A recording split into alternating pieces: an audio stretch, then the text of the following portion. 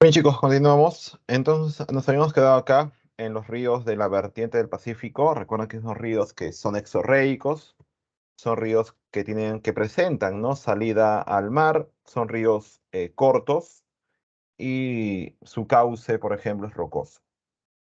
Bien, pasamos ahora a los ríos de la vertiente hidrográfica del Amazonas. Los ríos de esta vertiente son exorreicos, ¿ya? Son exorreicos porque presentan una salida hacia lo que viene a ser el océano Atlántico.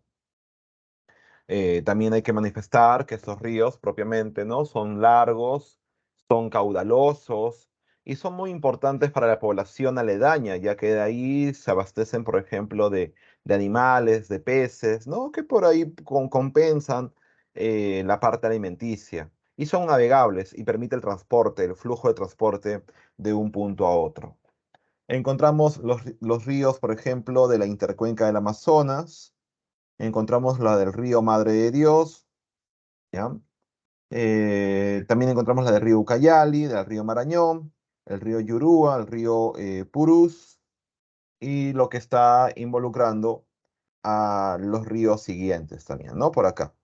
De todos los ríos que vemos ahí, el río Ucayali es el más largo. Incluso muchos de repente se confunden, ¿no? Pensamos que el río más largo del Perú es el Amazonas, pero no. El río más largo del Perú no es el Amazonas, es el Ucayali, es el río Ucayali, ¿ya? Es más, hay ríos que se juntan y permiten el origen de otro río, ¿ya? Permiten el origen de otro río. Y ahí podemos establecer lo siguiente. Atentos. Vamos a colocar acá el origen de los ríos, ¿ya? Por acá colocamos, por ejemplo, ¿no? Encontramos una cordillera. Ahí está, una cordillera. Ya, más o menos así. De esta cordillera nace un río, ¿ya? Bueno, en sí hay muchos ríos, ¿no? Pero acá encontramos al reconocido río Apurímac, ¿ya? Ahí está entonces. Colocamos acá. Río Apurímac. Este río Apurímac eh, confluir es chocar, ¿no? Confluye con un río llamado Mantaro, ¿ya? Por acá colocamos, ¿estás? Acá hay otro río, ahí está, ya se juntan los ríos, ¿correcto? Y este río es el Mantaro. Ahí lo colocamos, río Mantaro.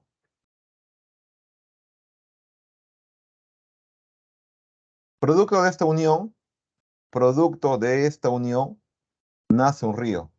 O sea, esta es unión, o sea, una confluencia.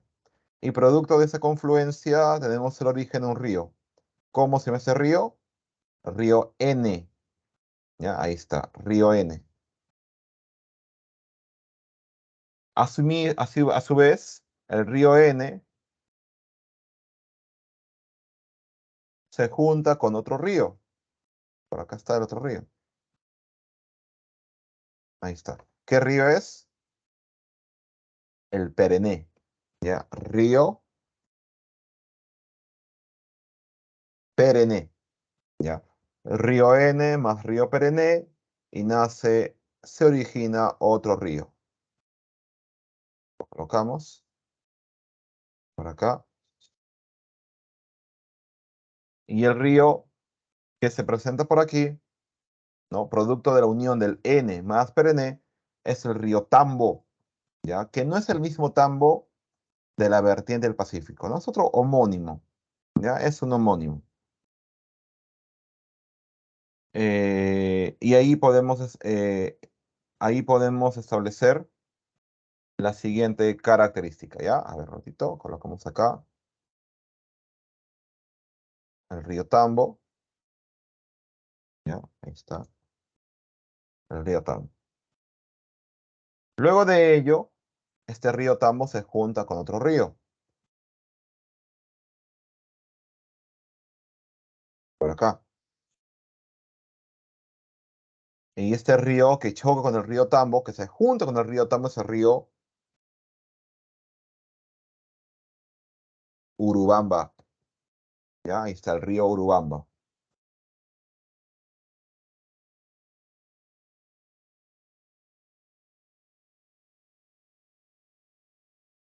¿Ya? Ahí lo encontramos, río Urubamba. Producto del Tambo y Urubamba, nace otro río. Y este río, ojo ahí, este río, mire, es el río más largo de todo el Perú. Ya viene a ser el río más largo de todo el Perú. ¿Cuál es el nombre del río más largo de todo el Perú? Recuerda que es el río Ucayali. Ya, el río Ucayali. Acá colocamos el nombre. Ahí está, río Ucayali. ¿Listo? Bien, por Huánuco tenemos otro río. Ahí está. Y ese río se llama Marañón, ¿correcto? El río Marañón. Colocamos. El Marañón más el Ucayali permite el origen de otro río. Ah, pero antes de ello, hay un río que le incrementa más aguas al río Marañón. O sea, un río afluente. Este río es el Guayaga.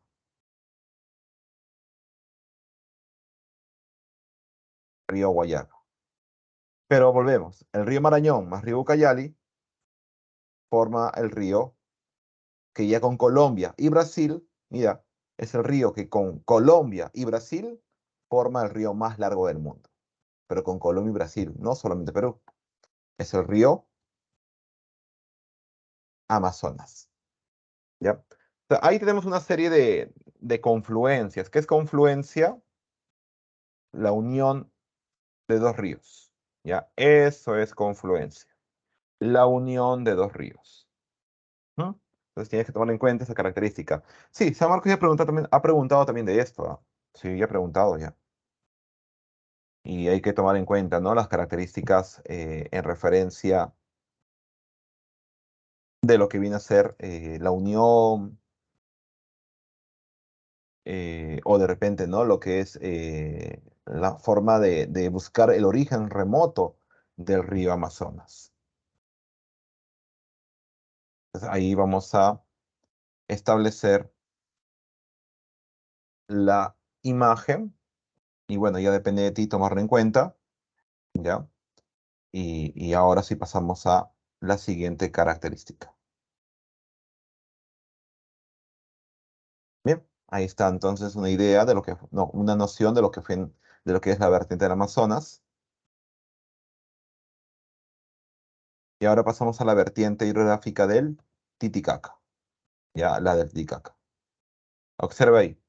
Tenemos a varios ríos, mire, mire, mire, que van naciendo en las cordilleras que rodean al lago Titicaca. Ya, nacen ahí. ¿Y finalizan dónde? ¿Dónde desembocan? En el lago Titicaca. Pero hay un río que nace del lago Titicaca. Sí, hay un río que nace del lago Titicaca, que es el río Desaguadero, ¿no? Busque por ahí el río Desaguadero, acá está, mira, río Desaguadero, ahí lo encontramos. Y es un río, en este caso, que genera, ¿no? El nacimiento a partir de las aguas del lago señalado. Y veamos las características de cada uno de ellos. Por ejemplo, vemos ahí que el río Ramis, ¿ya? El río Ramis nace en el Nevado Nanea con el nombre de Río Grande. ¿Ya? Ahí está el nombre, ¿no? Del río Ramis. Luego encontramos el río Coata. El río Coata pasa por la ciudad más poblada de Puno, ¿ya? ¿Y cuál es el nombre de la ciudad más poblada de Puno? Eso está señalado a través del río Coata, ¿ya? Juliaca es la ciudad más poblada de Puno, Juliaca, y el río que pasa por ahí es el Coata. ¿Listo? El Coata. Bien, esa es también una característica importante, ¿no? Dentro de lo señalado. El río Ilave es la segunda cuenca más extensa, ¿ya? El río Huancané, que pasa por el sector norte del lago Titicaca. El río Suches, ¿ya? Que es un río que nace en Perú, pero luego se va a Bolivia y finaliza en el lago Titicaca, pero boliviano, ¿ya? Ahí también tienes que tomar en cuenta la diferencia, ¿no? Y el río Desaguadero es el único río que le quita aguas al lago Titicaca. Es el único río. Por eso es desaguadero, porque le quita aguas, ¿no? Le desagua. Eso es lo que también se establece dentro del señalado. Pero recuerda que el río más largo de todos los que acá podemos observar, el río más largo de toda esta vertiente es el río Ramis. ¿Ya? Viene a ser el río Ramis. Eso tienes que tomar en cuenta con respecto a las características señaladas. Bien. Listo, pasamos ahora a las características del mar peruano, ¿ya? Del mar peruano. Nuestro mar de Grau. A partir de 1984, ¿ya? A partir de 1984, se le conoce como Mar de Grau, ¿ya? Mar de Grau. Fue establecido en el gobierno de Fernando Belaúnde Terry. No te olvides de ello, Mar de Grau. ¿Qué dimensión tiene? Su área consta de 626.240 kilómetros cuadrados. Ese es su área. El ancho que presenta es de 200 millas, aproximadamente unos 370 kilómetros, ¿ya? Aproximadamente, eso sí, es un aproximado, ¿ya?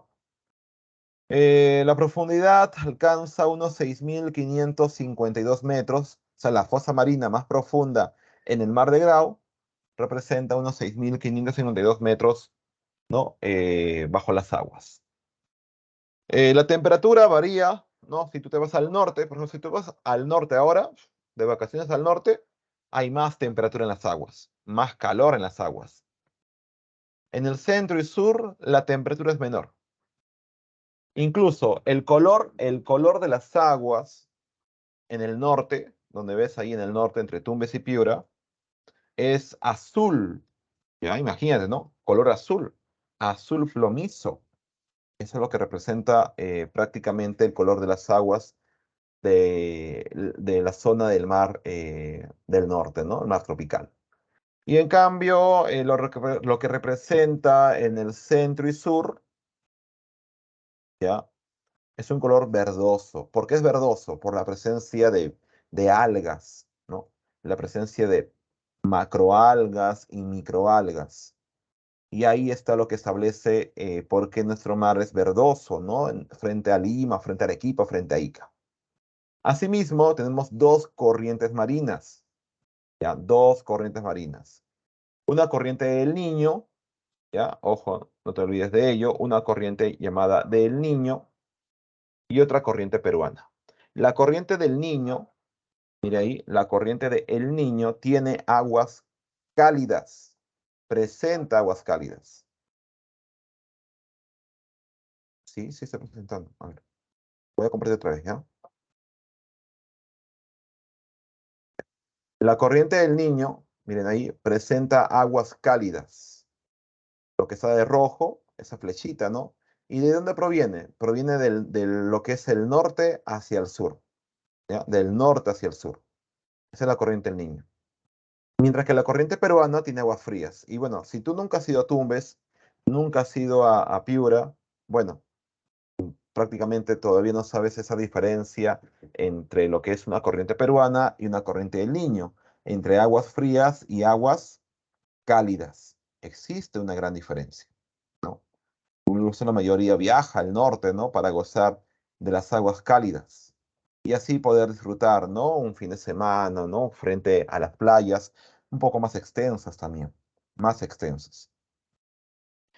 Eh, la corriente peruana fluye del sureste al noroeste y presenta una corriente costera peruana y una corriente oceánica peruana. ¿Listo? Manejo de cuencas. Esto de manejo de cuencas es más que todo relacionarlo con la forma o la manera de cómo proteger el espacio que tenemos, de cómo cuidar el entorno en el cual nosotros nos desplazamos o hemos aprovechado propiamente todo ello para obtener algún tipo de recurso natural. Entonces, ahí podemos ejemplificar que el manejo de cuencas es una forma de cómo administrar un territorio que fomente la integración social. Claro, que haya ganadería, que exista la agricultura, que existe un aprovechamiento para obtener electricidad o de repente viviendas, zonas industriales también, ¿no? Es muy importante que eso se llegue a resaltar, ¿no? Es importantísimo que eso se manifieste, pero el detalle está en que no ocurre realmente, ¿no? Una forma íntegra de manejar las cuencas que hay en el Perú. Contaminamos, degradamos, desperdiciamos, en fin, somos prácticamente los que generamos, ¿no? Que nuestro río, los ríos que hay en el Perú vayan poco a poco contaminándose. Entonces, ahí podemos tomar en cuenta que el objetivo es el uso racional, miren, el uso racional y sostenible de las aguas, de los bosques, de los suelos y encontramos también de los recursos, en este caso, naturales, ¿no? Gestión de riesgos es la forma de cómo anticipar a los desastres, ¿ya? Es la manera de cómo anticipar a los desastres. Y ahí podemos tomar en consideración, por ejemplo, el ordenamiento territorial, estabilizar las laderas, ¿no? Eh, o, por ejemplo, lo que viene a ser, en este caso, la construcción de presas reguladoras, la limpieza y de la descolmatación, así como la reubicación de viviendas, ¿ya? La reubicación de viviendas. Eso es lo que incluye en este aspecto de mitigación de desastres.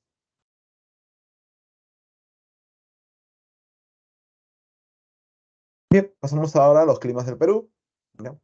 Existe una gran diferencia entre clima y tiempo. Por ejemplo, lo que tú lo que tú percibes ahora, el día de hoy, es tiempo. ¿Sí? Es lo que va a cambiar conforme pasen las horas del día. Ejemplo, ¿no? En la mañana muy temprano está nublado, ¿no? Nublado, no hay presencia solar, nublado está. Pero a las 11 de la mañana está soleado. O cuando uno va a la playa, ¿no? De su casa sale todo soleado, llega al mar nublado. Eso es tiempo, tiempo atmosférica. Tiempo atmosférico es el estado en el cual se encuentra la atmósfera en un momento determinado y también en una localidad dada. Si tú has escuchado hablar, oye, ¿sabes qué? ¿El clima está loco? No, eso está mal. El clima no está loco. Lo que estaría loco, y eso, ¿no? Si podríamos aceptar la palabra, sería el tiempo, porque es lo que cambia. Lo que cambia durante el día. En la mañana soleado de repente y en la tarde lloviznando, ¿no? Y en la noche frío. Ese es el tiempo atmosférico. Lee ahí, ¿no? Indica el estado de la atmósfera en un momento determinado, en una localidad dada. ¿Ya? Entonces, es variable para cambiando, ¿no? Se caracteriza por su variabilidad, es decir, cambia de un momento a otro, ya cambia de un momento a otro. Eso es lo que responsabiliza al tiempo atmosférico. Y el clima viene a ser el conjunto de condiciones ambientales de un lugar determinado. O sea, es la suma promedio de todo lo que son los tiempos, de todo lo que es el tiempo atmosférico. ¿Ya? Es el promedio. Es el promedio de los estados del tiempo atmosférico calculado mediante observaciones realizadas durante un largo periodo de 30 años.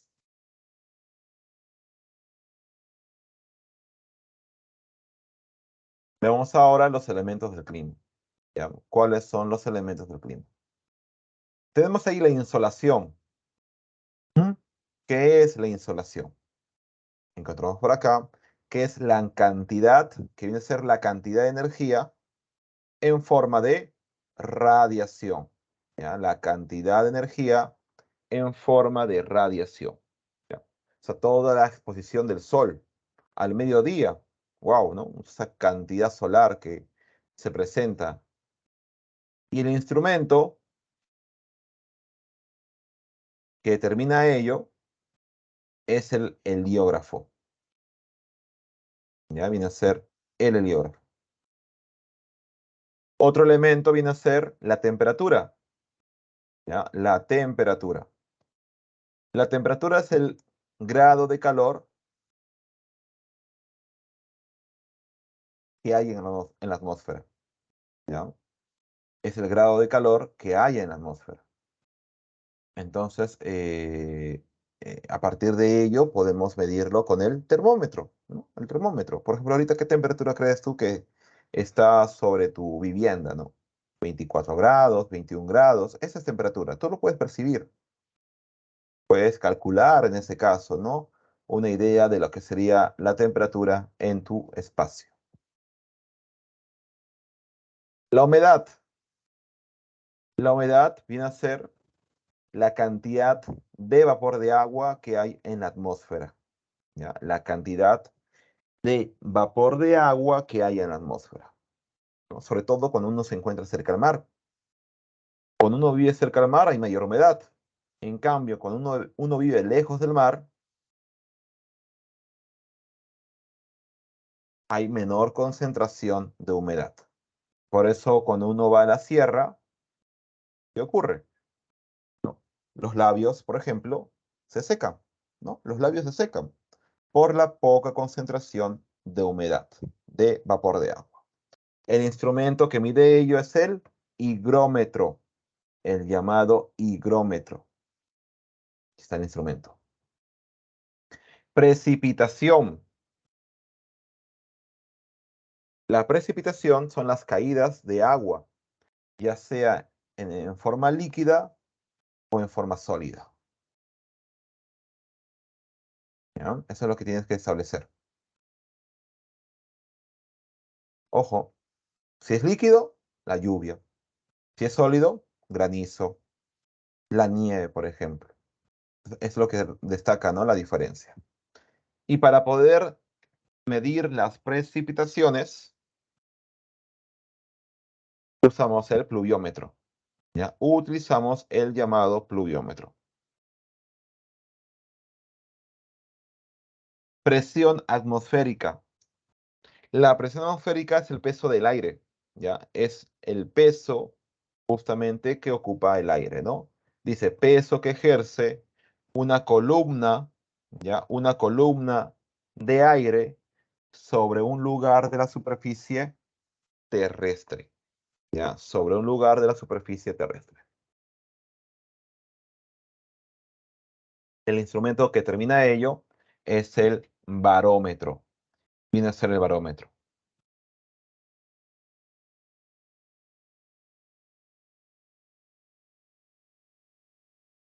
Siguiente, vientos. ¿Qué son los vientos? ¿Ya? Ahí encontramos que los vientos son masas de aire. O sea, el aire es, lo que está a tu alrededor. Ahorita tú que respiras aire, ¿sí o no? Es lo que está a tu alrededor. Pero cuando ese aire presenta un movimiento, una masa de aire en movimiento, a eso ya se le conoce con el nombre de viento. ¿Ya? De viento. Sí, es una gran diferencia, ¿no? Entre viento y aire. ¿Ya? Y el instrumento que termina ello, o los instrumentos que participan dentro de su medición, son los siguientes. Primero, anemómetro. El anemómetro determina la velocidad del viento, ¿ya? La velocidad. Mientras que la veleta determina la dirección del viento. Entonces, ahí está la diferencia, ¿no? Anemómetro, ojo, viene a ser la velocidad del viento y lo que es veleta, la llamada dirección del viento. Factores climáticos del Perú. Bueno, el Perú por su ubicación latitudinal le corresponde un clima tropical, ¿no? Le corresponde un clima tropical. Pero debido a ciertos factores, ¿no? Se ha alcanzado una diversidad climática en el Perú. ¿Ya? Y ahí podemos observar lo siguiente, ¿no? ¿Cuáles son los factores climáticos del Perú? Encontramos, por ejemplo, encontramos a la cordillera de los Andes, ¿ya? La cordillera andina es el factor más importante que determina prácticamente cómo existe una gran diversidad climática en el Perú. Dice, actúa como barrera natural de los vientos alisios, modifica las condiciones de humedad y temperatura según los pisos altitudinales. Las corrientes marinas también, ¿no? Mientras que la corriente peruana genera la inversión térmica en la costa central y sur, la contracorriente ecuatorial genera lluvias de verano en la costa norte. Los vientos fríos.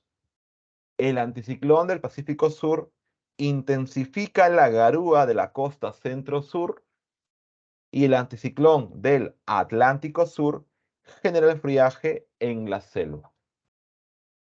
El ciclón ecuatorial es una masa de aire cálido que genera lluvias en la costa norte y selva.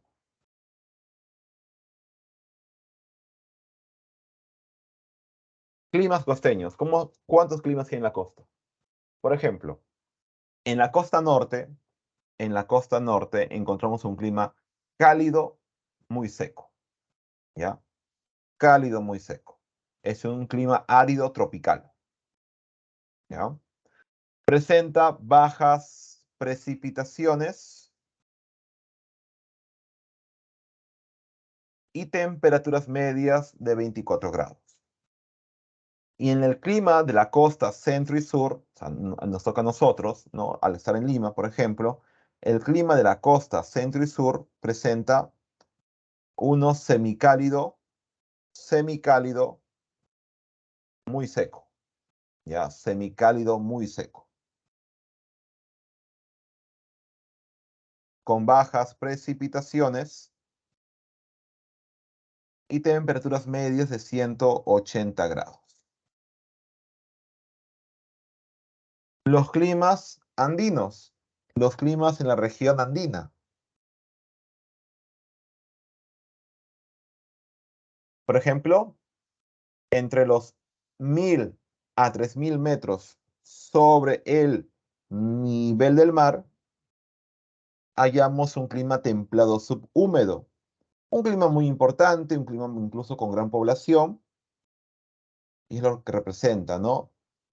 A los valles interandinos. Entre 3000 a 4000 metros sobre el nivel del mar, hallamos un clima frío, ¿no? Que prácticamente afecta a los valles mesoandinos.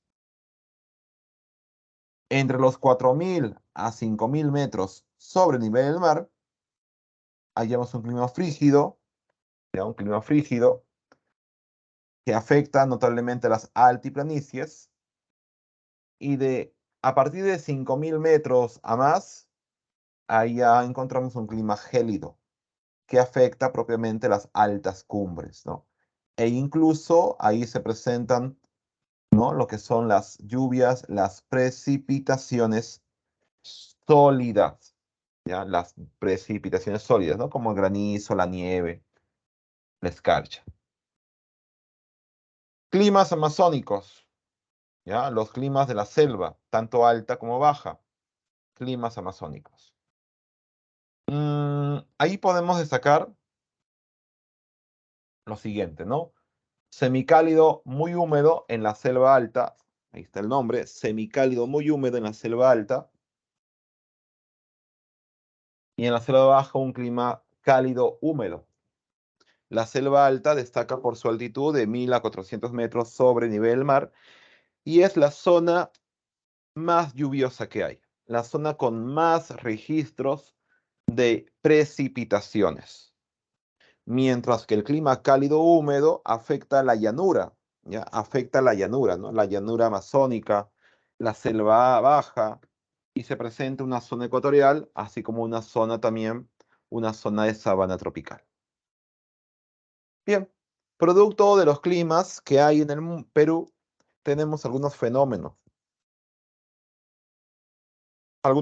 que van a afectar, ¿no?, a las poblaciones y a sus actividades económicas. Por ejemplo, ahí tenemos a las heladas, que afecta principalmente la sierra, ¿ya? Afecta a la región andina, la serranía. Consiste en el descenso brusco de la temperatura. Pero el friaje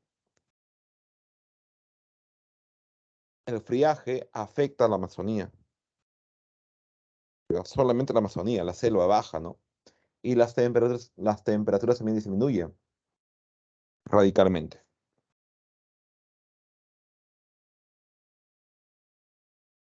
Las inundaciones se producen cuando las lluvias, ¿no?, sobrepasan la capacidad del campo de suelo. El huaico, también producto de las lluvias, cuando se desplazan rocas, materiales, ¿no?, por una quebrada. Y la sequía es la ausencia de ¿qué? La ausencia o la reducción de precipitaciones. El fenómeno del Niño ocurre en verano, no todos los años ya, pero ocurre cuando la corriente de agua cálida ingresa a ocupar espacios de las corrientes frías y genera más lluvias, con eso más huaicos, ¿no? Más acciones que la parte costera centro-sur no está acostumbrada. Fenómeno del Niño. Consecuencias, por ejemplo, los peces de agua fría, como la sardina, la anchoveta, ya que son de agua fría, al sentir aguas cálidas, migran o se profundizan. Incrementa la temperatura del aire, afectando cultivos como el arroz, el algodón, no, como el algodón, y beneficia el arroz. Y las lluvias, las fuertes lluvias, generan desbordes o lo que son las inundaciones.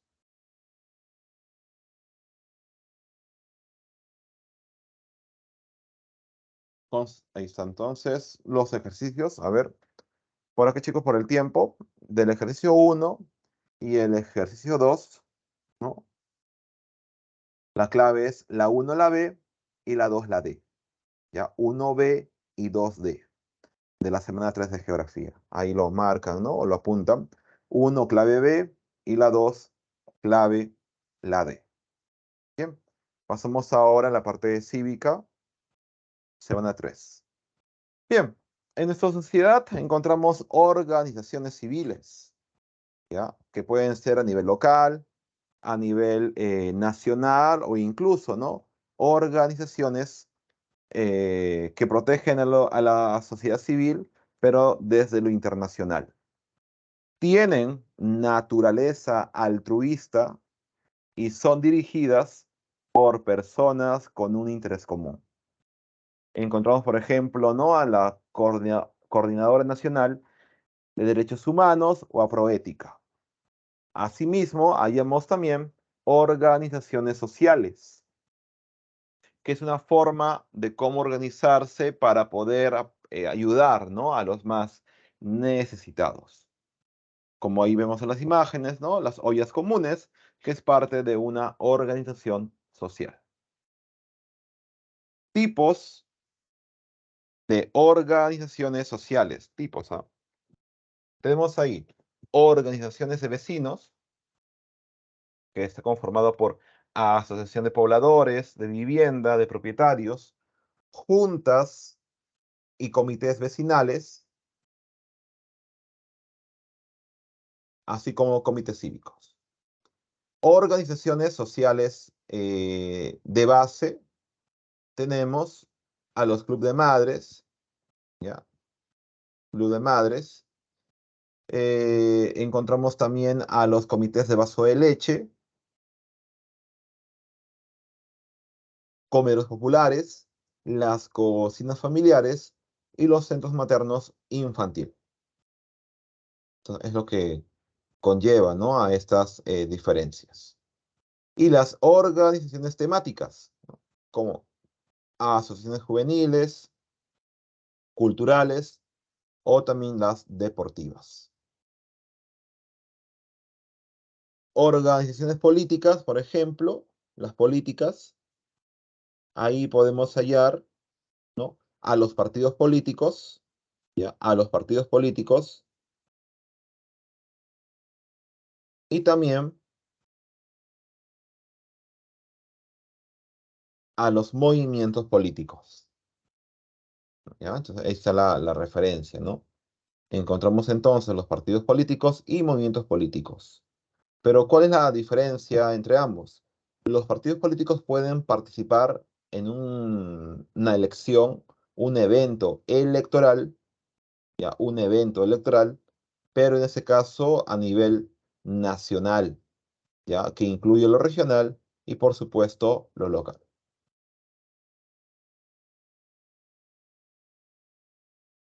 Ahí están algunos partidos, ¿no? Y un movimiento político solo puede participar a nivel regional y local, o sea, provincias y distritos, nada más. Esa es la diferencia. Registro, o sea, tanto los partidos políticos como las organizaciones, los movimientos políticos, ¿ya?, se registran, ¿no?, por aquí, al ROP. ¿Y qué es el ROP? Registro de organizaciones políticas, ¿ya? Evidentemente, para eso cumplen ciertas cuotas. Por ejemplo, tiene que haber 50% de hombres y 50% de mujeres. Si tú algún día formas tu partido político y son 100 personas con las que empiezas, tiene que haber 50 varones, 50 mujeres. 50% de cuota de género. Y es más, el 20% tienen que ser ciudadanos menores de 30 años, ¿no? La juventud ahí, menores de 30. También alcanzamos, por ejemplo, la participación de comunidades, en este caso nativas, y comunidades campesinas. La convivencia democrática sustentada en una cultura de paz, ¿no? ¿Qué es cultura de paz? La cultura de paz es vivir en armonía, en un conjunto de valores, actitudes, tradiciones, comportamientos que respetan la vida, el fin de la violencia, la promoción y la práctica de la no violencia. Evidentemente, ahorita no estamos en una cultura de paz, no lo estamos. Y no lo digo por las protestas sociales, lo digo desde un punto de vista social, pero así, total, total. Por ejemplo, la corrupción. Si hay corrupción, no estamos en cultura de paz. Si hay delincuencia, y eso viene ocurriendo ya desde años y años, tampoco hay cultura de paz. O al menos no se da en su totalidad. Por lo tanto, ¿cómo promover la cultura de paz? ¿No? Con la educación, ¿no? Con la educación. Eliminar todo tipo de discriminación, siempre cuando hay un problema, ¿no?, facilitar el diálogo, erradicar la pobreza, la desigualdad, promover la democracia participativa y el desarrollo económico. Pero aún así, chicos, aún así hay problemas, pues. El Perú nunca va a ser un país o una nación tranquila, ¿no? Siempre existirán personas o grupos de personas que alteren nuestra convivencia, nuestra cultura de paz. Por ejemplo, la discriminación. Sí, chicos, discriminación todavía existe. Ya, existe todavía la discriminación. ¿Qué es el trato diferenciado? Es el trato que te dan, pero sin justificación alguna. ¿Ya? Eso es una discriminación que puede ser social, étnica, laboral, religiosa, ¿no?, ideológica, hasta por nacionalidad también, discapacidad o lo que es orientación sexual e identidad de género. Hay discriminación en todos lados del Perú y el mundo. La corrupción también, ¿ya? La corrupción. La corrupción es el mal uso del poder público. Cuando a ti te eligen para ser un gobernante, para ser un representante de la población, y ahí no haces cosas inadecuadas, a eso se llama corrupción. Cosas inadecuadas como apropiarte de dinero, ¿no? De dinero, hacer mal uso de los recursos del Estado peruano. Hay tipos de corrupción, claro, por ejemplo, la coima, ¿no? El cohecho o soborno, lo que popularmente conocemos como coima, ¿no? Ahí el término correcto es cohecho o soborno. Pasivo y activo. ¿Cuándo se convierte en cohecho o soborno pasivo?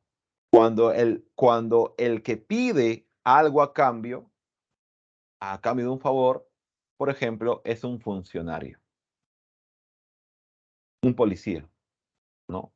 Un policía, por ejemplo, cuando solicita, ¿no?, dinero para no poner la multa, ese es cohecho soborno pasivo. En cambio, activo, cuando un chofer le da dinero, ¿no?, a un policía para que no le ponga la multa. Ahí es cohecho activo, ya, cohecho activo.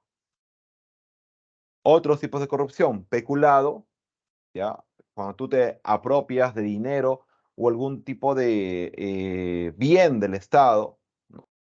Eh, es especulado, chicos. Por ejemplo, la municipalidad tiene 10 camiones y tú como alcalde te aprovechas de tu cargo y agarras 2 camiones para levantar el desmonte que hay en tu casa y tirarlo a otro lugar. Entonces, y ahí tú no pagas nada, pues. Estás usando una herramienta, la gasolina incluso, y el transporte de la municipalidad, que es de todos. Pero lo usas para un bien propio, un bien personal. Es especulado. Lee ahí, ¿no? Se materializa cuando el funcionario o servidor público se apropia, utiliza en cualquier forma para sí o para otra persona dinero o bienes que se les hayan confiado por razón de su cargo. Colusión. Colusión es cuando tú, por ejemplo, ya has arreglado con alguien o con una empresa para que trabaje, en este caso, o para que gane un concurso. Ejemplo, ¿no? Una municipalidad está promoviendo un concurso público donde todas las empresas dedicadas a recoger basura participan libremente. Va a haber un concurso para, no para elegir, no un concurso no, sino una elección eh, de varias empresas en base a su trabajo, ¿no? Una será elegida para que pueda trabajar en la municipalidad y obviamente el pueblo a través de la municipalidad le va a pagar, ¿no?, a esa empresa que trae su máquina, trae todo ello. Pero ¿qué pasaría si tú tienes un amigo, o de repente, ¿no?, un familiar que tiene su empresa de recojo de basura? Entonces, tú ya le das por ganador, tú vas a decir, ¿no? "Ay, ¿sabes qué? Yo quiero que ganes tal persona". Ya has arreglado por lo bajo, ¿no? Ya el concurso ya se sabe quién es el ganador prácticamente. Esa es colusión. Colusión. Y malversación de fondos es cuando un funcionario gasta el dinero en algo inadecuado. Por ejemplo, el dinero lo tenían que usar para comprar pastos a los parques, áreas verdes de los parques, y lo gastaron en un cumpleaños del alcalde. Eso es malversación de fondos, ¿no? Cobro indebido, que su propio nombre lo dice, ¿no? Cuando te aprovechas de la ignorancia de las personas para cobrar más de la cuenta, ¿no? Sabiendo que es gratuito o es un monto económico. Tráfico de influencias, también, ¿no? Usas tu cargo para ayudar a otras personas. Eso hay en todos lados, ¿ah? Otro problema que afecta a la sociedad es la delincuencia. ¿Sí? ¿Qué es la delincuencia? Son los delitos cometidos por una persona o grupos organizados contra la ley. Y como van en contra de la ley, son merecedoras de castigo por la sociedad. Y ahí tenemos varios tipos de delito, ¿no? Tenemos varios tipos de delito, ¿no? Contra la vida, contra la salud, contra el honor, contra la fe pública. Contra el honor, por ejemplo, son las calumnias, ¿no? las calumnias. Hallamos también contra el Estado, en fin, contra el patrimonio, delitos ambientales, todo lo que conlleva entonces a estas características que no ayudan, ¿no?, a vivir en una cultura de paz, sino al contrario, ¿no?, vivir en un lugar problemático. ¿Se pueden solucionar los conflictos? Claro, sí se puede dar solución. Por ejemplo, la negociación. La negociación es un proceso donde solamente están las personas implicadas en el problema. No hay ninguna persona que ocupa no un espacio ahí, solamente dos. Chocaron dos carros y los choferes de ambos carros, ellos hablan, interactúan, buscando una negociación. Ahí no hay ningún tercero, solamente involucra a las personas implicadas. Pero cuando interviene una tercera persona, a eso se llama mediación, ¿ya? Y el mediador va a, va a dar sugerencias, ¿no? Puntos de vista, sugerencias. Tampoco no es que va a solucionar el problema. Todo depende al final de los implicados. Pero como que va a aconsejar. En cambio, la conciliación ya está ahí relacionado con una, también, aquí hay una tercera persona, pero ya este es un fin un poco ya más legalizado. Incluso está avalado por el Ministerio de Justicia, ¿ya? Eh, Dice, es un mecanismo alternativo en la resolución de conflictos y está a cargo de quién? Del conciliador elegido por las partes, ¿no? Los que involucran el problema. Quien debe proponer alternativa de solución puede conciliar en los centros autorizados para el Ministerio de Justicia y Derechos Humanos, como Centro de Conciliación Gratuitos Alegra o centros de conciliación privados.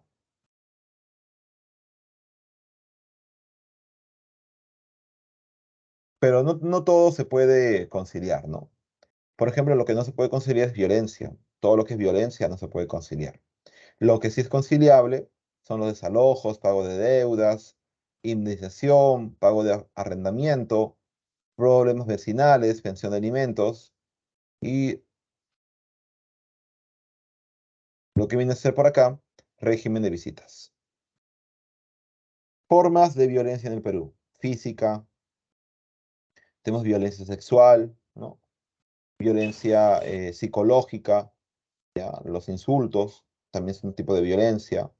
Y recuerda que la violencia es un problema social de graves consecuencias para la salud, la economía y el desarrollo de los pueblos.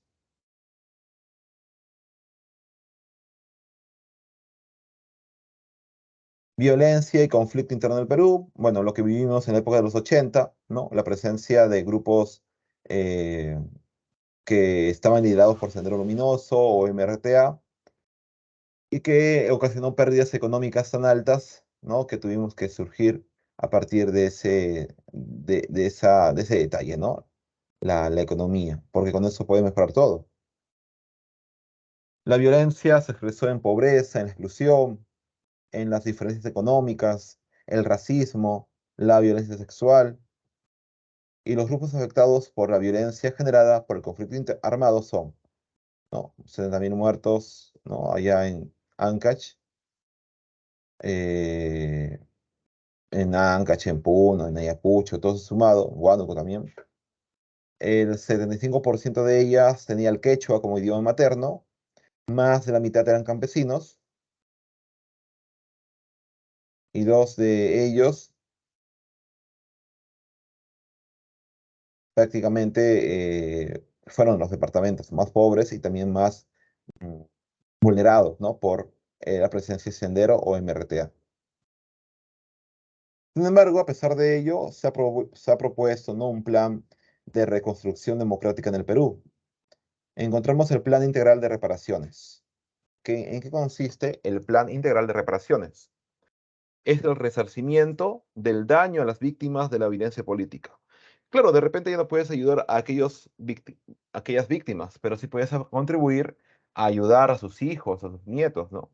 Que fueron víctimas de toda esa crisis prácticamente interna. El proceso de reconciliación nacional es un nuevo pacto fundacional entre el gobierno y la sociedad, y entre los miembros de la sociedad, a través de una ciudadanía plena para todos o todas las peruanas. Bien, vamos a trabajar aquí con lo que viene a ser la pregunta 1. Dice, a ver, en base a la percepción ciudadana sobre gobernabilidad, democracia y confianza en las instituciones, la corrupción continúa siendo uno de los problemas más preocupantes en la sociedad peruana. Sobre esta problemática, relacione sus tipos con los diferentes casos propuestos. A ver, peculado. Peculado, colusión, cohecho pasivo y tráfico de influencias. ¿Ya? Entonces, ahí, chicos, a ver, ¿cuál sería la respuesta?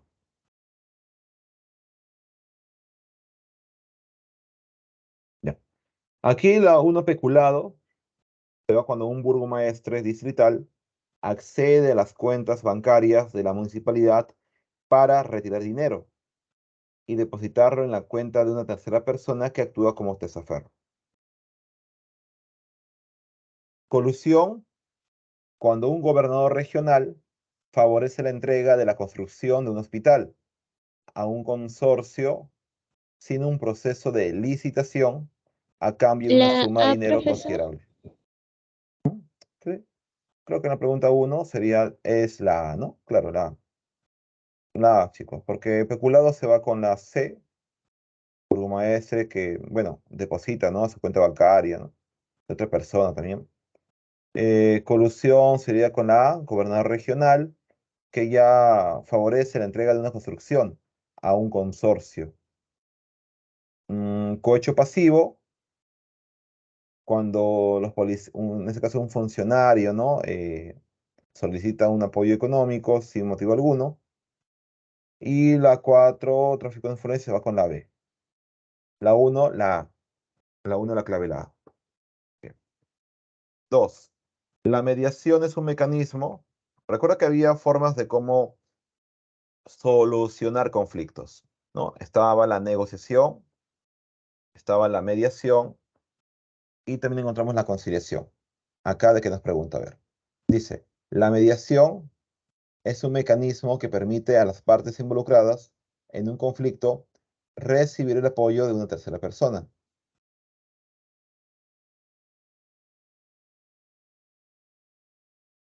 Con respecto a este procedimiento, determine el valor de verdad de los siguientes enunciados. A ver. 1. ¿El mediador es un funcionario capacitado por el Ministerio de Justicia y Derechos Humanos? No. Falso. El conciliador justamente es el que se capacita. El conciliador, no el mediador. La 1 es falso. Puede ser la A, la C o la D. 2. Este proceso requiere de una persona que genere confianza entre las partes involucradas, por supuesto, ¿no? Verdadero. Si hubiese desconfianza, Verdadero. uno creería que le va a apoyar a otro, ¿no? Verdadero, falso, verdadero. Ante una situación de pugna, o sea, de conflicto entre dos o más personas, la mediación es la única vía de solución. ¿Es la única vía de solución? No. También tenemos la No. negociación y la conciliación. Falso, ¿no? Y el éxito de este mecanismo radica en la presencia del mediador, quien se parcializa con el más desfavorecido. Quien se parcializa, no puede, tiene que ser imparcial. Así que la 4 también es falso. Por lo tanto, la pregunta 2, ejercicio 2, es la D, ¿ya? La D, 2D. Claves por acá sería entonces la semana 3 de cívica, la 1A y la 2, la D. Bien, bien chicos, con esto ya culminamos la parte de la semana 3 y nos estamos comunicando ya para la semana 4 la próxima semana. Bien chicos, que tengan una buena tarde y conmigo será hasta la próximo jueves. Hasta luego. Hasta luego, profesor, cuídese. Hasta luego, Hasta profe. luego, profesor. Cuídese. Hasta luego chicos.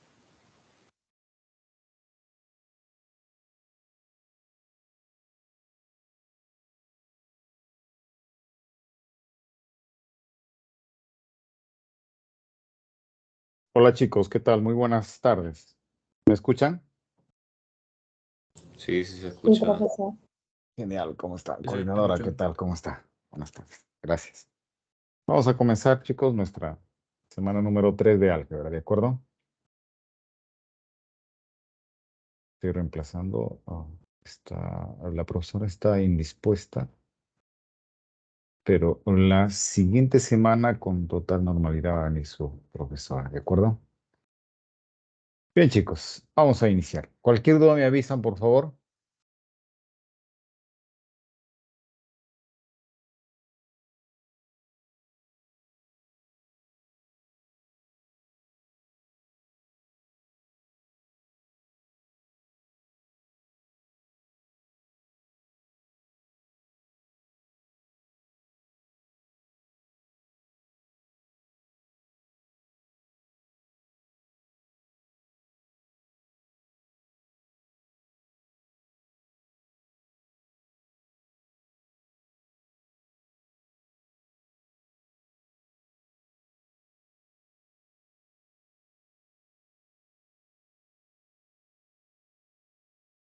Bien, jóvenes, vamos a empezar.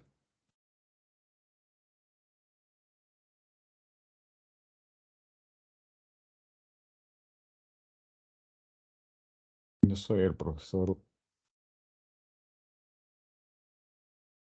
Wilder Cerdán. A ver, segundo, chicos.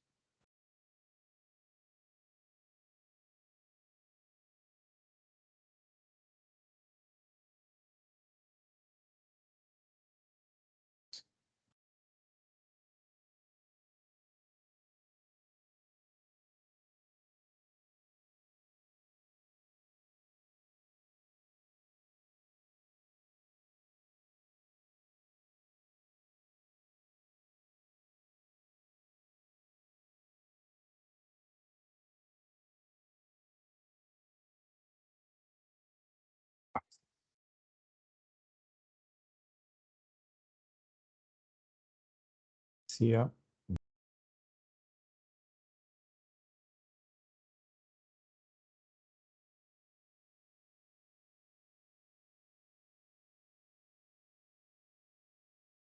soy el profesor Wilder Cerdán Vázquez. La profesora que reemplazo es la profesora Violeta Bejarano Vilches. Bien, jóvenes, hoy día vamos a hacer un par de temas muy conocidos por varios de ustedes. Sí, conocido digo porque se hace en el colegio y creo que es un tema no tan complicado, fácil de entender. Polinomios y productos notables, ¿de acuerdo? Sí. Vamos, jóvenes. Polinomios.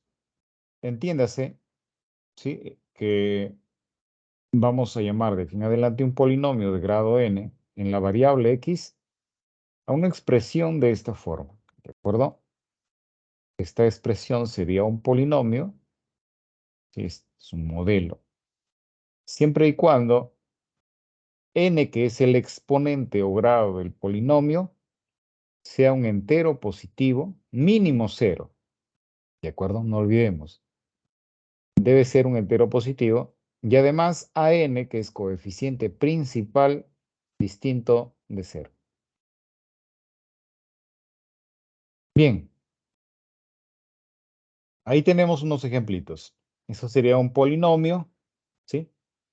Este polinomio tiene un grado. ¿Cuál es el grado? El grado viene a ser el mayor exponente de la variable. Notamos que por acá es 1, acá es 2, acá es 0 y acá es 3. Sería 3, el grado del polinomio. Los coeficientes. Coeficientes vienen a ser las constantes, los números que van en cada uno de los términos, ¿de acuerdo? Ahí está, 3, 5, menos 4. Coeficiente principal es en realidad el número que va con el grado del polinomio, ¿sí? La constante, el número que va con el grado del polinomio. Entonces sería 2. No se olviden, es con su signo. Término independiente es aquel término que no tiene la variable, ¿sí? Con todo su signo, no hay que olvidar. Bien, ahí ya tenemos claro, ¿sí? Quién es coeficiente principal, el grado del polinomio, coeficientes, término independiente. Bueno, las siguientes observaciones que se hacen es en base a los coeficientes.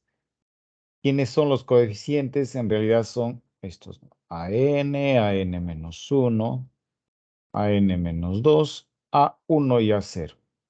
Esos son los coeficientes. Si estos coeficientes son todos enteros, entonces el conjunto pertenece, el conjunto de coeficientes está en los enteros, o diremos que el polinomio está definido en los enteros. Si hay al menos una fracción con un número de decimales finito, ese polinomio está definido en los racionales.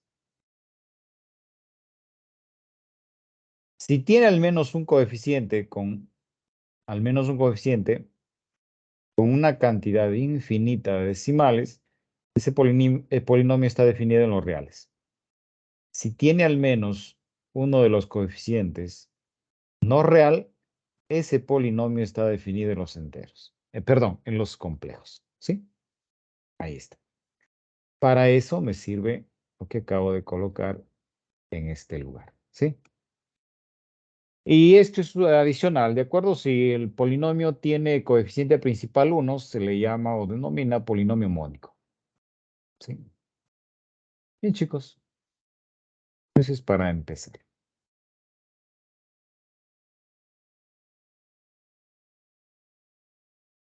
Nuestro polinomio. Si tienen dudas, me avisan, ¿ya? Seguimos. Teorema. Hay un teorema fundamental, ¿sí? Para encontrar dos cosas.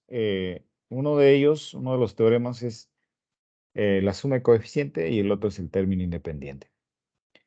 ¿Sí? Dado un polinomio, se cumple dos teoremas. En este caso, la suma de coeficientes en el polinomio se evalúa para la variable igual a 1. ¿De acuerdo? Es P de 1. Y el término independiente, simplemente en el polinomio se evalúa para la variable igual a 0. ¿Sí? En algunos. Ustedes van a encontrar suma de coeficientes. Así. Y eso es P evaluado en 1. Término independiente. P evaluado en 0. Así. ¿Correcto? Vamos a hacer un ejemplito.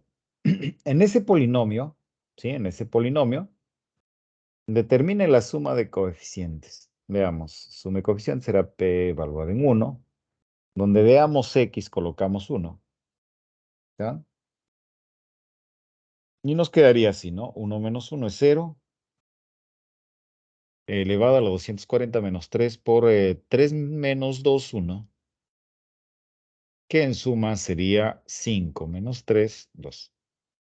Término independiente. El término independiente es el polinomio evaluado en 0. O sea, cuando X vale 0. Evaluamos, será 0 menos 1 a la 240, menos 3 por 0 menos 2 a la séptima, más 5. Sería menos 1 a la 240 es 1. Sí, 1. 3, 2 a la séptima será menos 3. Por menos será más ahora. 2 a la séptima, 128. Más 5. Será 384 más 6, 390. Ahí está. ¿Listo, chicos? Ahí tenemos la aplicación del teorema. Ahora veamos, chicos, tipos de polinomios. Empecemos con los polinomios idénticos. Diremos que dos polinomios son idénticos si cada uno, en cada uno de ellos, ¿sí? Sus coeficientes término a término son iguales, todos. ¿Sí? Ahí tenemos un ejemplo. Miren. Sea P y Q, dos polinomios, y estos son idénticos. Si son idénticos, entonces vamos a igualar término a término. Me refiero a término, este tipo de cuarto grado con este de cuarto grado. De primer grado, ahí, término independiente, esta parte, ¿no? ¿Sí? Entonces diremos, A más 3 vale 8. B vale 8. C menos 5, 17. Si A más 3 vale 8, A vale 5. B vale 8. C sería 17 más 5, 22. ¿Ven? Así de sencillo. Vamos, chicos. Vamos. Sí se puede. ¿Tienen duda? Me avisan. Aquí hay algo muy importante, jóvenes. Aquí hay una propiedad más. Dice que P y Q son idénticos. P es idéntico al polinomio Q. Entonces, P de alfa es igual a Q de alfa para todo alfa que pertenece a los reales. Sí, así es. Entonces, esto también es su equivalente a polinomios idénticos, ¿sí? ¿De acuerdo? Estamos de acuerdo, ¿verdad? Vamos, jóvenes. Eso es. Voy a borrar. Vamos, chicos. Ahora sí. Polinomio idénticamente nulo. Idénticamente nulo cuando todos sus coeficientes son 0. ¿De acuerdo? Veamos un ejemplito, ahí tenemos. Sea el polinomio idénticamente nulo.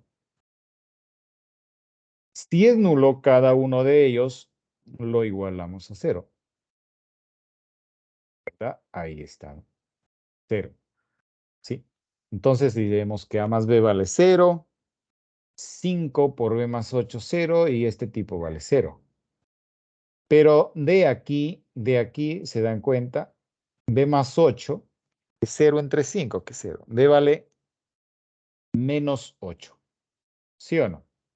Y acá ustedes dicen B vale menos 8. Si B vale menos 8, reemplazo aquí, menos 8, A vale 8. Por eso A vale 8. Si A vale 8, B menos 8, esto es menos 64, más 3C menos 2 vale 0. 66, C vale 22. Ahí está. A 8, B menos 8, C 22.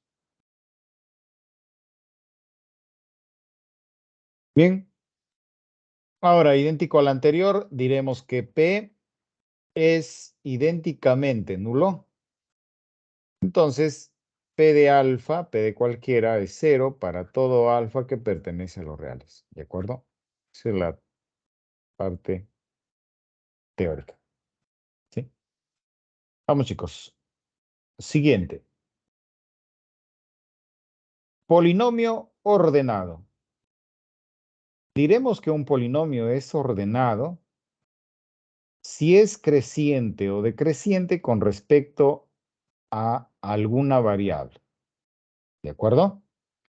Ordenado cuando es creciente o decreciente con respecto a una variable. Ahí tenemos un polinomio. ¿Sí? ¿Es ordenado? Sí, porque la variable, con respecto a la variable, el grado, miren, es decreciente. ¿Sí? Ahí es 9 y 6, ahí 2. Y acá 0, ¿no? Entonces, es ordenado en forma decreciente. No se vayan a equivocar con completo. Completo es diferente, ¿sí? Entonces acá decimos, es ordenado en forma decreciente o descendente.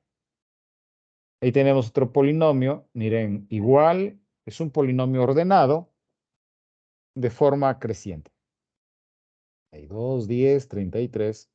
Pues van aumentando sus exponentes. Entonces crece. Se dice que el polinomio es creciente. Polinomio completo. Acá sí hay que tener cuidado, ¿no? Para que sea completo, deben estar todos sus términos desde el término independiente a su grado relativo con respecto a una variable. ¿Cómo? Debe estar desde el término independiente, o sea, 8, miren acá está, 8, hasta el grado. El grado es 4, ¿se dan cuenta?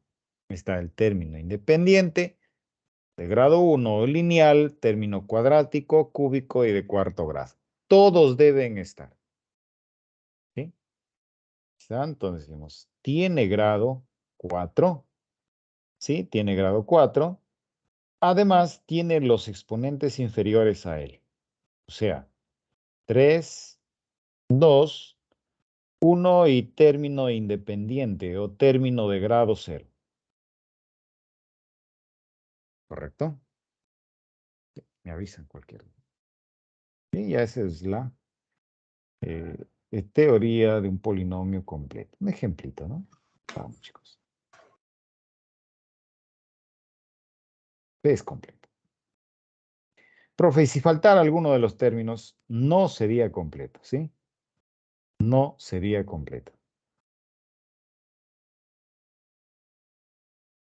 Grado relativo de un polinomio respecto a una variable. Bueno, grado relativo, simplemente tomamos el máximo exponente de la variable en mención. ¿Sí? Por ejemplo, si nosotros tenemos un polinomio de esta forma y nos piden el grado relativo, será con respecto a una variable. Como tiene dos variables definidas, tomamos a X o Y. Entonces observa que el mayor exponente para X, notamos por aquí, ¿no? Es 9 por aquí es 3 y por aquí 2. El mayor de todos es 9. Entonces, ese tipo sería pues el grado relativo, ¿sí? Grado relativo para X. Por lo tanto, grado relativo para el polinomio con respecto a X es 9. Ahora veamos lo mismo para la variable Y. La variable Y acá es 6, 5 y 3. El mayor es 5. Decimos, análogamente, el grado relativo del polinomio con respecto a la variable Y, 6. ¿Sí? Seguimos. Grado absoluto. El grado absoluto viene a ser el mayor número, ¿sí? O el mayor exponente de alguno de los términos del polinomio. El mayor número, el mayor exponente de alguno de los términos de un polinomio. Veamos. Tenemos ahí un ejemplito, un polinomio, ¿sí? Y vemos todos los tipos. A ver, veamos todos los grados aquí. Sumemos en un polinomio que tiene 3 términos, ¿sí? El mayor, ¿cuál sería? Nos vamos por aquí. Sumando sería 6 más 3 es 9. Acá es 11, perdón. 8 y 3, 11. 6 y 8, 14. Entonces, ¿está? El mayor de todos es 14. Ese vendría a ser el grado absoluto del polinomio. ¿Sí? GA del polinomio. Y arriba es GR.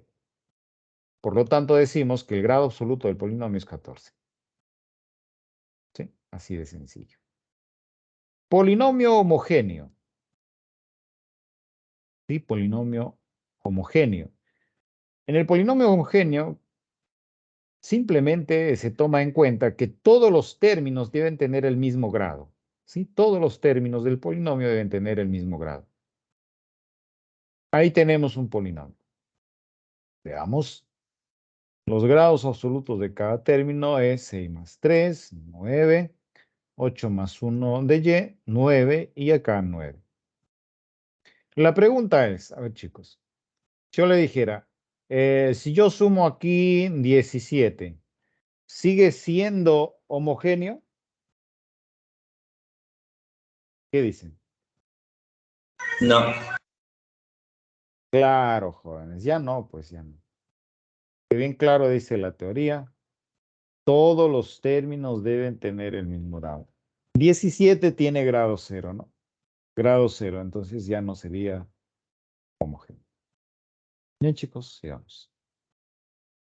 En el polinomio homogéneo diremos el grado de homogeneidad, ¿sí? O polinomio homogéneo de grado tanto, ¿no? Así se le llama. Entonces, decimos es un polinomio homogéneo.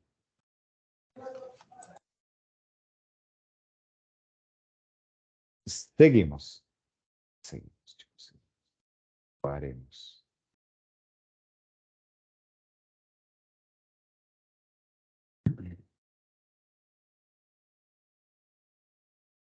Bueno, con respecto a los grados, ¿sí? Vamos a hacer una observación. Teniendo en cuenta dos polinomios, P y Q, se cumplen tres propiedades. La primera es que el grado de un producto de polinomios es suma de grados. Grado de un producto de polinomios, suma de grados. Grado de una potencia, el exponente baja por el grado del polinomio. ¿De acuerdo? No hay que olvidar que el exponente en este caso es un entero positivo. Si tenemos una condición, ¿no? Si el grado del polinomio es mayor que un grado de otro polinomio, ¿sí? Grado de un polinomio es mayor a un grado de otro. Cuando quiero saber el grado de la suma de ambos, solo me fijo en el grado del mayor. ¿Sí? Solo me fijo en el grado del mayor. Un ejemplito, miren, ahí tengo grado del producto. ¿Sí o no? H es un producto de dos polinomios. Acá es un P y acá un Q. Si quiero el grado de H, será el grado de P más el grado de Q. Grado de P es 5, de Q es 2. O sea, grado de H sería 5 más 2, 7. Ahí está. ¿Okay? El grado sería de P más de Q. Ahora, si yo tengo un polinomio que es una potencia de esta forma, acá dice bien claro, el exponente baja por el grado del polinomio. Si aquí trabajaría como el polinomio es esto, ¿no? P.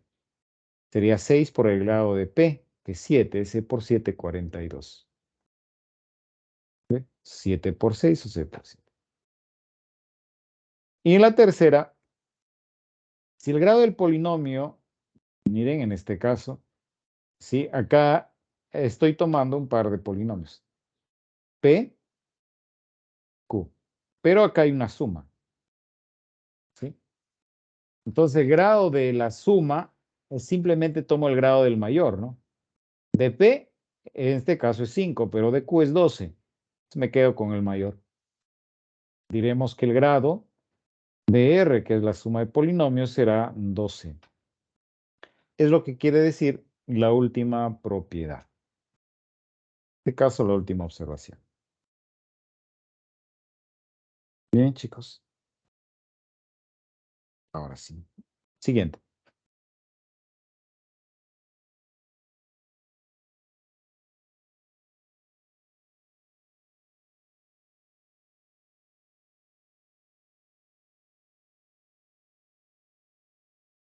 Primera pregunta. Dice, si las longitudes de los lados en metros de un triángulo escaleno son, ahí tenemos tres, miren, 1, 2 y 3. Además, el perímetro es representado por un polinomio P que depende de las variables X, Z, de coeficientes enteros positivos. Entonces, podemos afirmar lo siguiente. Bueno, como aquí tenemos las longitudes de los lados en metros, entonces el perímetro aquí abajo es P, ¿sí? P de XZ. Entonces diremos pues que P de XZ viene a ser la suma de los tres lados. Bien, ahora sí, por definición de polinomio, usted dirá pues, si P es un polinomio, ¿sí? Supongamos de X nada más, acá sería 3. Menos de 12x. Chicos, esto ya no sería polinomio, ¿de acuerdo? Porque acá el exponente es negativo, ¿sí? No es polinomio. ¿De acuerdo?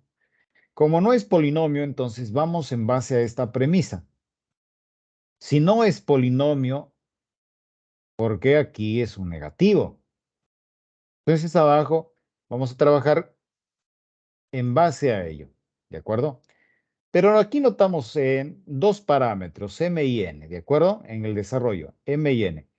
Entonces diremos por aquí, ¿no? Voy a trabajar, ¿qué les parece con N? Acá está N, está aquí, por aquí, está en este lugar y acá hay otro N, ¿sí? Pues acá dice, el polinomio tiene coeficientes enteros positivos. Esto también me interesa. Sí, entonces hay que tener cuidado. Ese polinomio con coeficientes enteros positivos. Es decir que esto debe ser, sí o no, entero positivo. Esto también debe ser un entero positivo. Bien, entonces vamos aquí. Tenemos cinco lugares donde está el parámetro n. Pero acá veo n menos 2 y acá n menos 1. Entonces usted dirá, n menos 2 debe ser mayor o igual a 0. Y n menos 1 también mayor o igual a 0. De acá n es mayor o igual a 2 y acá n es mayor o igual a 1. Pero si usted intersecta a ellos dos, se coge nada más que n es mayor o igual a A2, 2, A2, A2. ¿Estamos de acuerdo?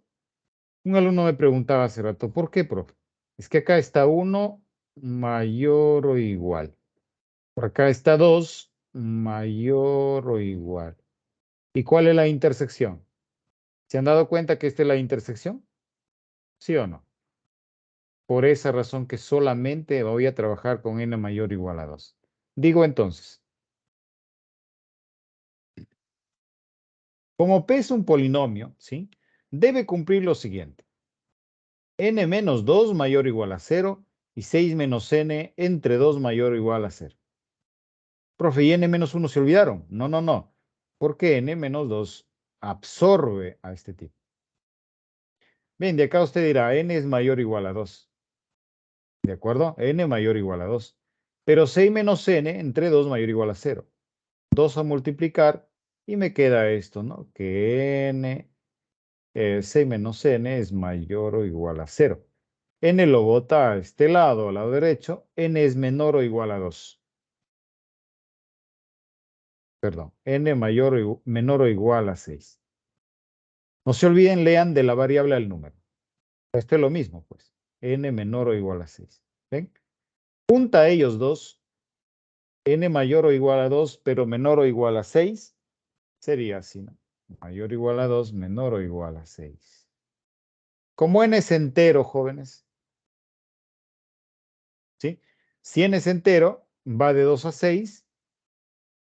Los únicos valores enteros que cumplen sería 2, 3, 4, 5 y 6. ¿De acuerdo? Bien, ya hemos trabajado ellos dos. ¿Qué más? Hay que trabajar en los coeficientes. Entonces decimos, nosotros también conocemos que 6 menos n y n medios menos 1 deben ser enteros y positivos a la vez. ¿De acuerdo? Entonces nos ponemos a pensar un poco y decimos, si n fuese 2, 2 entre 2, 1, menos 1, 0, y 0 no es entero positivo, este tipo no lo tomamos. Profe, si es 3, esto es fracción, no lo tomamos. N es 4, 4 entre 2, 2 menos 1, 1, y 6 menos 4, 2. Este sí. 5, 5 medios menos 1, nada que ver, pues no es entero. 6, 6 medios, que es 3 menos 1, 2, sí, pero aquí 6 menos 6 es 0 y 0 no es entero positivo. Entonces, el único valor que cumple con esta condición es 4. ¿De acuerdo? Entonces ya tenemos el valor de n. n4. Seguimos. Ahora hay otro parámetro, ¿sí? Hay un parámetro adicional. Ese parámetro es m. Por aquí. Aquí está m. Y aquí, ¿no? Ahí está. Además, m está por aquí. Es un entero positivo. ¿Sí? Entonces tenemos ahí m menos 4 mayor o igual a 0, es 7 menos m mayor o igual a 0. El primero m es mayor o igual a 4, el segundo m es menor o igual a 7. Juntamos. Ahí está de 4 a 7. ¿De acuerdo? Los valores que cumplen con esta condición serán 4, 5, 6, 7. Ahora, falta evaluar aquí. M menos 6 debe ser positivo. Si m es 4, miren, si m es 4 menos 6, negativo. Si m es 5 menos 6, negativo. Si es 6 menos 6, 0, no es entero positivo. Pero si es 7, sí cumple, ¿no? Entonces, m vale 7. Ahí está. M menos 6 era entero positivo. Lo que les decía, el único valor que cumple es 7. Ya tenemos m y n. ¿Sí? Tenemos m y n. ¿Qué nos piden? Pues responder, ¿sí? Y afirmar lo siguiente. Veamos. Teniendo en cuenta que M7, N4, entonces reemplazamos en el polinomio, ¿de acuerdo? Reemplazando en el polinomio, aquí, todo. El polinomio quedaría 2 por X, 4, 2, Z, 3, X, 1, Z, 0 desaparece, acá, X, cuarta, Z, 3. Ahí está. Ese es el polinomio reemplazado M y N.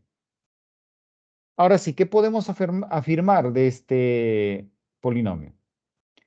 El grado relativo con respecto, ¿sí? Con respecto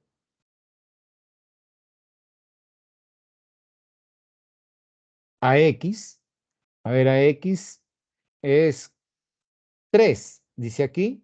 No, pues acá es 4, mira. Entonces decimos ahí, grado relativo del polinomio con respecto a X es 4. Falso la primera. La segunda, el grado de P a la sexta. Bueno, pero el grado de P, ¿cuánto es? El grado de P, nos damos cuenta, por aquí no. El grado por acá es 5, por acá es 7. ¿Sí? 7 es 4 más 3. 7, pero dice P a la sexta. O sea, esto a la sexta. Sería el 6 baja. 6 por 4 más 3. O sea, C por 7, 42. ¿Ven? ¿Listo? Si es 42, pero acá no dicen que es 30. Falso, pues. Falso. Siguiente, en grado relativo con respecto a Z es 4, con respecto a Z es 3. Falso. D, el grado absoluto de uno de los términos del polinomio es 5, ¿verdad? A ver, veamos. Del primer término es 2 más 3, es 5. Del segundo es el exponente de x es 1, por lo tanto el grado es 1. Y del tercero es 4 más 3, 7. Y acá dice, uno de los grados del polinomio es 5, de uno de los términos. Claro, es correcto. En la E, el polinomio es homogéneo, nada que ver con eso, chicos. Eso es totalmente falso. Bien, jóvenes.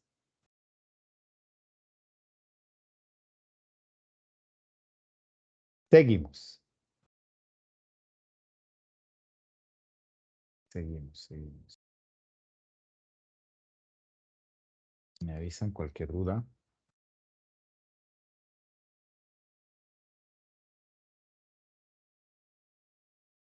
2 a 2 y 5. Vamos, chicos. Siguiente.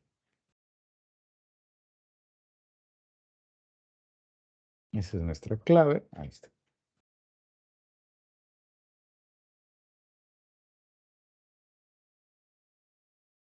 Dos.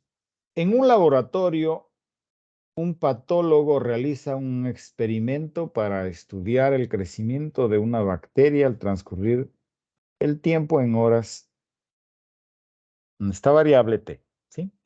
Para lo cual utiliza un polinomio cuadrático. Allá.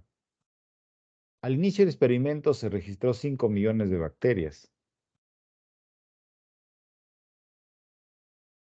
Al cabo de la segunda hora se tuvo 25 millones y al finalizar la cuarta hora se obtuvo 125 millones. Determina el número de bacterias que al término de la sexta hora de iniciado el experimento.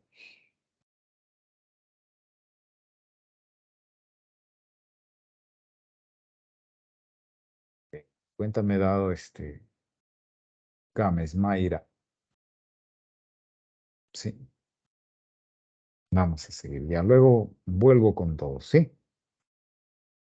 Muy bien, María. Veamos, acá nos dice lo siguiente. Tenemos un polinomio cuadrático que viene a ser el modelo. ¿Sí? Ahí está el modelo. Porque acá dice, para lo cual utiliza un polinomio cuadrático. ¿De acuerdo? En este polinomio cuadrático, ¿qué se cumple? Dice, al inicio del experimento, es lo primero. ¿Sí? No hay que olvidar que el número de bacterias está en millones. Cuando dice, al inicio es para t igual 0. Siempre sí. ¿De acuerdo? Al inicio del experimento es para T0. O sea, como para T0, o sea, P evaluado en 0 será A por 0, B por 0 más C. ¿Cuánto hay? 5 millones. Cancelamos esto, C vale 5. ¿Correcto? Es lo que vamos a hacer. Miren, ahí está. P en 0 vale 5. Bueno, lo han hecho directamente, ¿no? P en 0, A por 0 más B por 0 más C 5. C vale 5. Luego dice, al cabo de la segunda hora. Sí, la segunda hora, terminando la segunda hora, sería para T2. Si me dicen para T2, evalúo en el polinomio. P de 2. P de 2 o P evaluado en 2, 25. Pero P en 2 sería A por 2 al cuadrado, ¿sí o no? Sería A por 2 al cuadrado más B por 2 más C, pero C era 5. Eso es igual a 25. 5 va a restar y me queda 4A.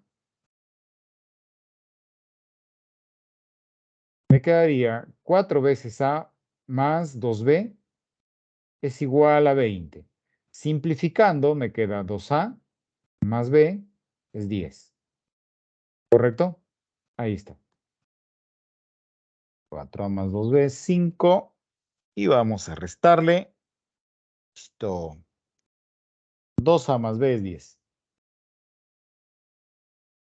Y el otro dato es el siguiente. Para la cuarta semana. Cuarta semana sabemos que es T4. ¿Sí? Entonces, evaluamos para este tipo y reemplazamos, ¿no? P evaluado en 4 sería A por 4 cuadrado más B por 4 más 5 es 125. Pero de aquí nosotros pasamos a restar, será 16A más 4.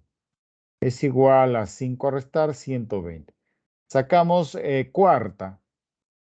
Cuarta de 16, 4 de 4, 1 de 120 es 30. Ahí está. 4, 1 y 30. A eso le llamamos 2. De aquí deducimos que de esta ecuación 1 y de la 2, restemos 2 menos 1. ¿Sí? Restemos. Al restar 2 menos 1, ¿sí? 2 menos 1 sería 2A, B se cancela y 30 menos 10 es 20. A vale 10. ¿Correcto? Si A vale 10, reemplacen en la 1 B o... vale menos 10. Muy bien, se acabó. B vale menos 10. Compañera, bien, entonces tenemos los tres valores que necesitamos. Tres parámetros desconocidos. A, B y C. ¿Sí? Una vez que tenemos A, B y C, reemplazamos en el modelo que nos dan. El modelo es un polinomio cuadrático. Ahí están. A es 10 t cuadrado menos 10 por t más 5. Pero acá nos dicen, determine el número de bacterias al término de la sexta semana. O sea, para T6, ¿no? Chicos, eso es fácil ya. Sería P evaluado en 6, 10 por 6 al cuadrado menos 10 por 6 más 5.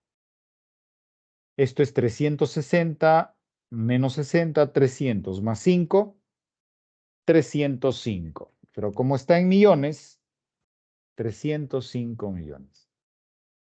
¿Listo, chicos? Muy bien, Johan. Muy bien, Sarabia. Sánchez. Muy bien.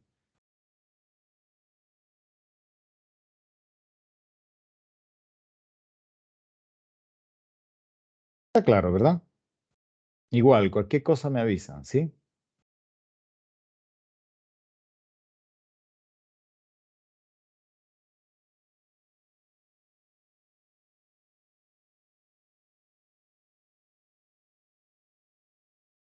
Siguiente. 3. Vamos con la 3. Dice, por campaña de verano 2023, un comerciante observa que al ofertar un polo playero a 20 soles, este logra vender durante el día una cantidad de 160 unidades. 60 polos. Además, si va incrementando el precio en 0,5 soles, la cantidad vendida ha disminuido en 5 unidades. Encuentra el polinomio y que representa el ingreso que percibe el comerciante cuando el precio por polo playero es de P soles. Esto es clásico, ¿no? Ya ustedes me parece que lo conocen. Miren, esto trabaja así. Sabemos que, ¿sí? Ingreso es precio por cantidad. Precio por cantidad. ¿Sí o no? El precio, acá me dicen, el precio es de 20 soles. 20 soles.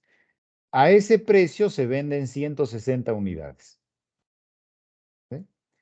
Luego empiezan, ¿no? Y dicen, ¿qué pasa si incrementamos el precio? Lo clásico.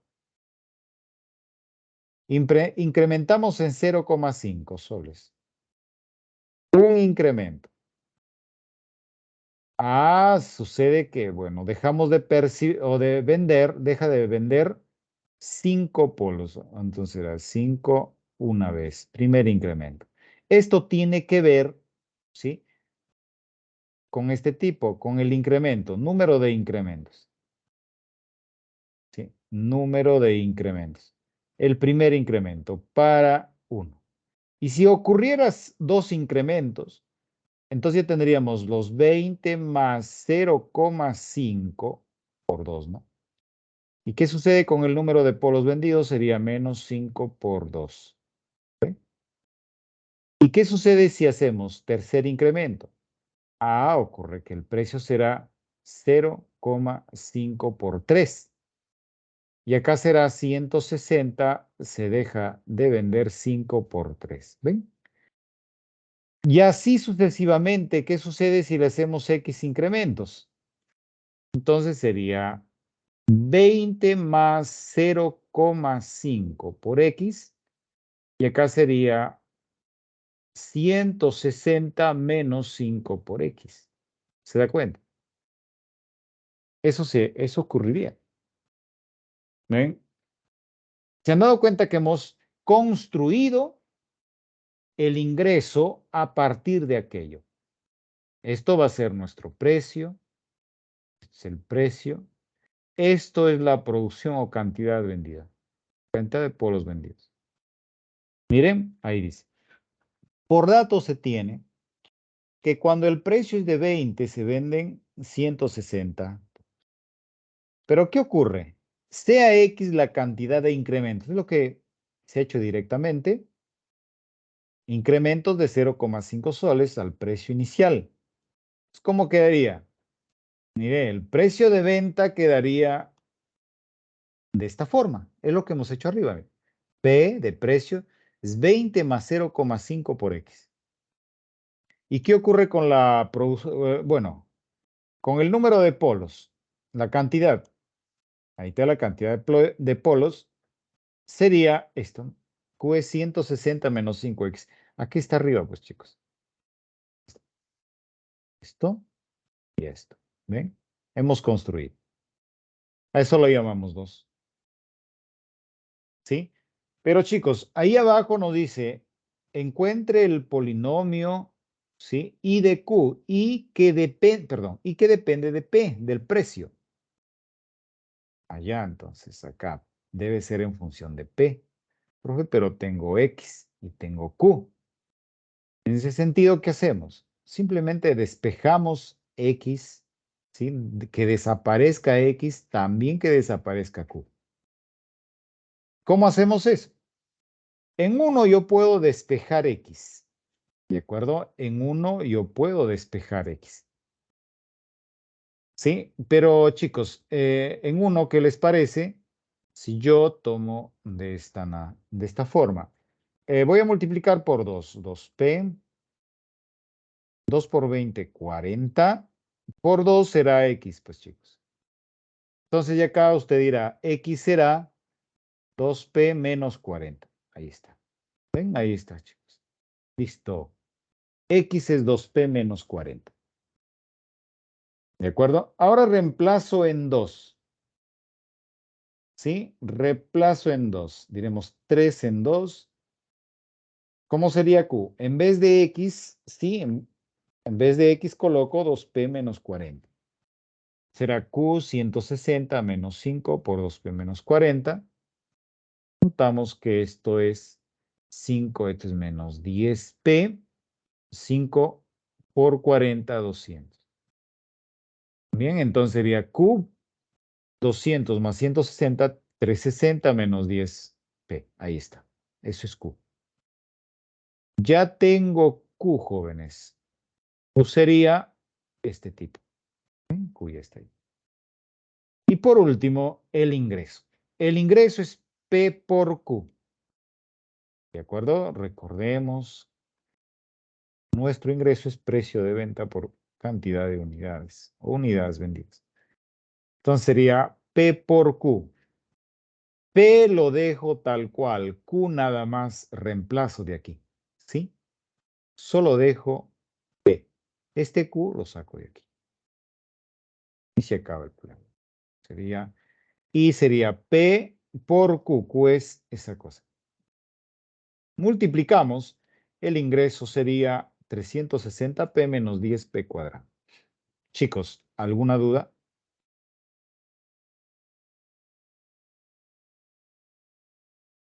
¿Queda claro?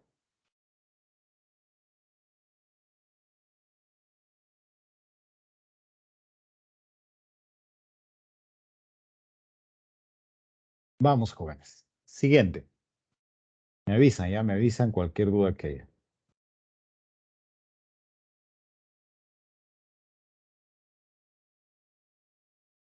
4. Juanjo es un próspero empresario que se dedica a la venta de camisas, ternos y polos. Al finalizar el mes de enero, registra las ventas la siguiente tabla. Bueno, ahí tenemos camisas, ternos, polos, las unidades y el precio. ¿De acuerdo? El ingreso sería precio-cantidad, camisas, precio-cantidad, ternos, precio-cantidad, polos. Si el ingreso dice, en soles registrado ese mes, es representado por un polinomio homogéneo. Hallé la diferencia del grado relativo respecto a Y con el grado relativo respecto a X del monomio que representa el ingreso que obtuvo Juanjo con respecto a la venta de camisas. Ahí, nos piden de eso. Bien, entonces decimos, sea P el polinomio que representa el ingreso. Si es el ingreso, será la suma de los productos unidad y precio unitario. Ahí están. ¿Sí? Todos en suma, pero el producto de ellos, ¿de acuerdo? Pero aquí abajo dice el polinomio que representa el ingreso es un polinomio homogéneo. Allá, pues, si es homogéneo, los grados de cada uno de ellos, sí, de cada término, deben ser iguales. Entonces decimos, como P es homogéneo, debe cumplir esto, que es M 5N 3 más 2, 5. Es igual a N cuadrado más 2N más 10, 6 más 2, 8N más 1. ¿Ve? Bien, entonces ahora usted tiene 3 ecuaciones, 1, 2 y 3. ¿De acuerdo? De esas 3 usted va a igualarlas, pero la que le convenga primero. Me conviene igualar 2 con 3, porque solamente tengo el parámetro n. ¿De acuerdo? Entonces igualo, mira, igualando sería n cuadrado, estos dos. 8 paso aquí, será menos 6n. 1 a restar será 9. Pero si pasamos todo, sería 0. ¿Correcto? Y está aquí. Pero chicos, n cuadrado menos 6n más 9 es n menos 3 al cuadrado. Ahora ustedes saben, primera clase, que si tengo un tipo elevado al cuadrado 0 es porque la parte interna, o sea, esto de aquí debe ser 0. Y si n menos 3 es 0, porque n vale 3. Ahí está. ¿Sí?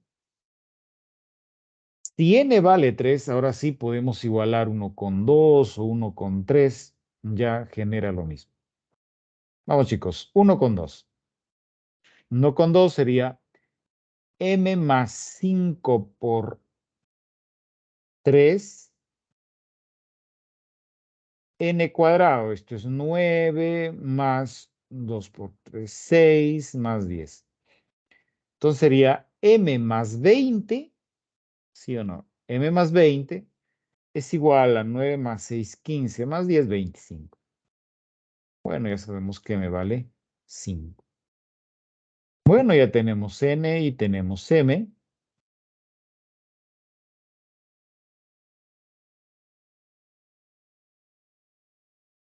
Ya tenemos todo, ¿de acuerdo?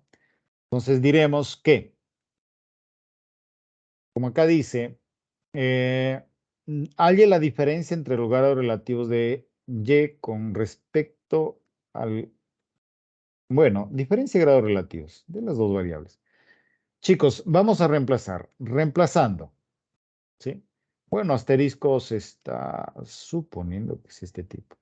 Es asterisco. Bien, jóvenes, ahora sí. En asterisco sería, ¿no? El polinomio homogéneo sería aquel. A ver si es cierto. M más 2, 5, 15, 18. X 10, 13, Y 9, 3, 12, X 18, Y 6, 1, 7. Bien, jóvenes, pero no olvidemos que esto representa el ingreso para camisas. Así está. Camisas. Esto es el ingreso de termos o por los termos. Y esto es el ingreso por la venta de polos. Nos pide de esto, ¿no? Nos pide, haya la diferencia del grado relativo de I con, respecto de I con el grado relativo con respecto a X. Del monomio que representa el ingreso con respecto a la venta de camisas. O sea, de aquí. Nos pide 18 menos 7. Nada más. Ahí está. Por lo tanto, la diferencia sería 18 menos 7, 11. ¿Alguna duda, jóvenes? Es la diferencia pedida. ¿Sí? ¿No hay dudas? Listo. Vamos a tener 5 minutos, me acaban de comunicar. ¿Sí? 5 minutos, regresamos, jóvenes.